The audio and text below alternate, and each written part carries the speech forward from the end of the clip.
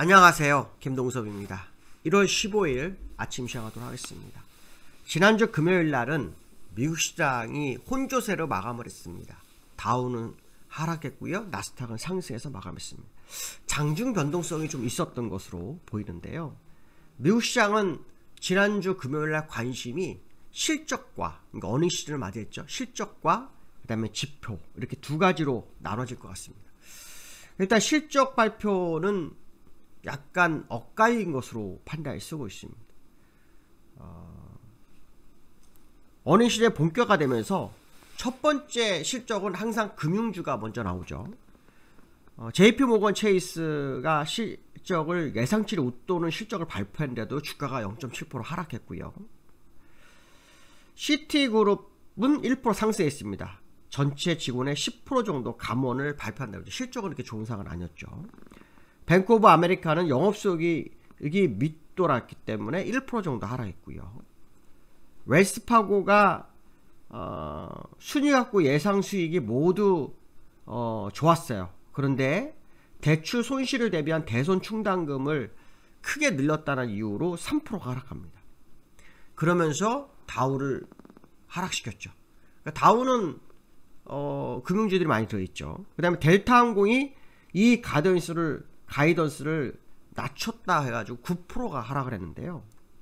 아메리칸과 유나이티드 항공도 9%에서 10%를 하락합니다. 그래서 주가를 좀 누르는 그런 상황이었고요. 테슬라도 사실은 3%가 하락했습니다. 중국에서 일부 모델 가격 인하를 한다고 하죠. 그로 인해 3% 하락했습니다. 그러니까 중요 종목들이 하락했는데도 사실 주가가 많이 안 빠지는 것도 상당히 특이한 상황이다. 이렇게 보시면 될 것 같고요. 지표가 하나 발표되는데 12월 생산자 물가지수가 나왔는데요. 전월 대비 0.1% 정도가 줄었습니다. 둔화가 됐죠. 근데 이거 가지고는 완전히 둔화다 보기 좀 어렵다 이런 식으로 해석을 했죠. 그래서 주가에는 큰 영향을 못 미치는 그런 상황이었고요. 이제 이번 주에도 실적 발표가 있어요. 골드만삭스하고 모건스탠리 실적을 확인해야 될 거고요. 17일 날, 내일 모레죠. 오늘 15일이니까요. 중국 GDP 성장률 요거 한번 확인해야 될 것 같고요. 그 다음에 미국 소매 판매 요 발표가 있습니다. 요것도 상당히 중요하죠. 0.2% 증가 예상을 하고 있는데요. 시장 예상치 지난번보다는 둔화된 걸로 좀 예상이 되고 있습니다. 그래서 요게 지금 시장에 반영을 하는지 봐야 될 것 같고요. 그 다음에 19일 날이 지난번에 그 미국 예산안을 2번 연장했잖아요. 두 번째 연장한 그 시점 마무리 시점입니다. 1차 만료 시간입니다. 그래서 그 사이에 요 예산안이 통과가 되는지 한번 봐야 되겠죠. 과거에는 예산안을 2번 이상 연장한 경우가 별로 없었던 것 같습니다. 과거 사례는. 그렇기 때문에 이번에 합의가 되는지를 봐야 되겠죠. 합의 안 되면 좀 시장에 영향을 미칠 수 있죠. 이번 주에 크리스토퍼 월러 연준 이사의 발언이 되게 중요합니다. 왜냐하면 미국 시장에 지금 연준 의원들의 발언이 시장을 많이 좌지우지하고 있습니다. 작년 12월 달 제롬 파월의 FOMC 회의 후에 금리 인하를 심도 있게 논의했다 얘기하고 3번 정도 금리 인하를 언급했었죠. 그러고 난 다음에 시장에서는 금리 인하가 7번까지 나올 수 있다 이렇게 얘기를 하다가 의사로 공개됐더니 연준 이사들이 금리 인하에 대한 불확실성을 언급하면서 인플레이션을 낮추기 위한 금리 인상 쪽에 무게를 실은 그런 발언이 의사록이 공개가 됐죠. 그러면 주가가 약간 흔들렸어요. 그렇기 때문에 연준 이사인 크리스토퍼 월러의 발언을 확인해 봐야겠죠. 정말 그도 그렇게 얘기했는지. 그러니까 비둘기적으로 말할지 매파적으로 얘기할지 한번 확인해 봐야 되는 아주 중요한 시점일 거다. 이런 해석을 할 수 있습니다. 그래서 이번 주에는 지표와 그 다음에 연방 예산안 연방 예산안이 통과가 되는지, 그 다음에 크리스토퍼 월러의 발언 이런 거 되게 중요한 한 주가 될 것 같습니다. 그리고 오늘 밤 미국은 휴장입니다. 마틴 루터 킹의 날이죠. 그래서 휴장입니다. 그래서 우리나라는 내일은 미국장과 상관없는 시장의 흐름이 있을 수 있겠다. 이런 해석을 해볼 수 있을 것 같습니다. 자, 미국장을 좀 보시면요. 다우는 0.3% 하락, 나스닥 0.2% 상승의 모습이죠. 자, 기술적으로 보면은 나스닥은 5일 전에 걸쳐 있는 상황이고요. 이틀 연속 횡보하는 모습이고요. 근데 장중에 0.5% 상승했었고요. 마이너스 0.2% 하락했던 그런 모습이 있었고요. 다우는 음봉이 나왔네요. 장중 초반에 0.3% 상승했고요. 장중할 때 마이너스 0.6%까지 하겠다가 낙폭을 0.3% 줄이고 끝나는 그런 흐름을 보였습니다. 그래서 다우가 좀 더 뭐 약세의 모습이었지만 또 은행주들이 약세였지만 사실은 그렇게 많이 빠지지 않았고요. 기술적으로 그냥 횡보 정도 수준으로 마감하는 그런 상황이었다. 이런 해석을 좀 해볼 수 있을 것 같습니다. 오늘 밤 마틴 루터 킹의 데이로 휴장이기 때문에 이제 내일 밤 미국 시장의 흐름을 확인해야 될 것 같고요. 그 다음에 오늘 미국 시장의 국제 유가가 지금 다시 움직이고 있는 모습이 있는데요. 지금 그 홍해에서의 문제, 그 다음 호르무즈 해협에서 위기, 그래서 중동 지정학적 리스크가 다시 커지고 있는 상황이죠. 그래서 연합군들이 뭐 공격하고 하는 상황이 주중에 주말에 뉴스가 좀 나오긴 했는데요.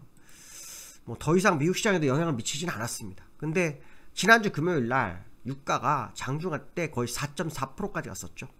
그래서 75불까지 갔었습니다. 서부텍사스 중진류 기준입니다. WTI 이거 기준으로 해서 약 4.4%까지 갔다가 밀리고 끝나는 그런 모습이 있었다. 이렇게 보시면 되겠죠.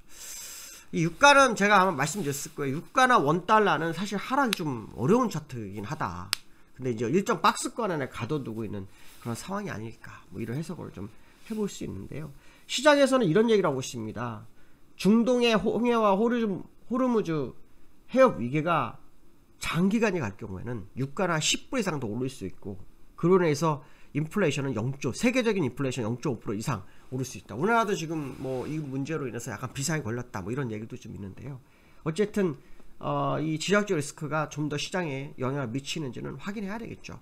그러나 유가가 저점까지 내려와서 인플레이션을 완화시켰기 때문에 둔화시켰기 때문에 유가가 더 올라가는 거는 좋지 않죠. 그래서 아마도 여기 아마 요 가격대에서 지키려는 어떤 노력이 있지 않을까. 지금 윗꼬리가 계속 맞는 모습이 보이잖아요. 그래서 그 모습은 상승을 원치 않는 누군가는 있다. 뭐 이런 해석도 해볼 수 있겠죠.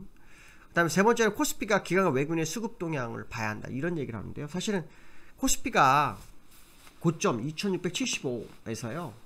거의 한 8거래일에서 9거래일 만에 4.9% 빠졌습니다. 4.5%. 굉장히 많이 빠졌습니다. 코스피 보시면 요날이죠. 하루 요날 빼고요. 하루, 이틀, 3일, 4일, 5일, 6일, 7일, 8일, 9일이죠. 약 9일 동안 하락을 했습니다. 그러니까 연초 시작하고 2주 연속으로 하락한 거죠. 2주 연속 하락한 겁니다. 연초에 2주 연속 하락한다는 건 정말 대형 악재가 터지지 않으면 불가능하죠. 근데 사실 우리나라에는 악재가 없죠.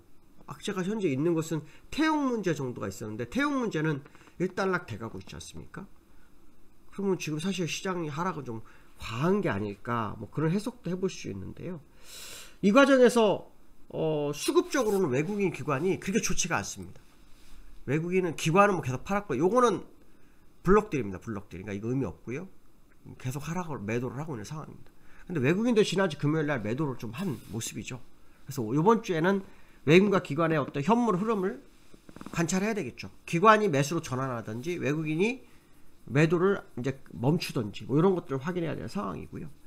지난주에 B2가 늘었다고 하네요. 약 18조로 증가했다고 합니다. 신용 거래가 18조까지 증가했다고 하는데요. 그 4월에 아시겠지만 그 국회의원 선거가 있잖아요. 정치 테마주로 자금이 많이 들어가고 있다고 하네요. 그래서 테마주에 좀 주의를 해야 되지 않을까, 뭐 그런 해석도 좀 해볼 수 있을 것 같습니다. B2가 오르는 건 사실 시장에 도움이 되지 않죠. 아마 지금은 주가가 많이 빠졌기 때문에 저점에 대한 기대감 뭐 이런 것도 좀 작용할 수 있지 않을까 싶은데요. 사실은 공매도 금지를 하고 주가가 이렇게 많이 빠지는 건 처음 봅니다. 과거에 공매도 금지하고 이렇게 빠진 적은 별로 없었습니다.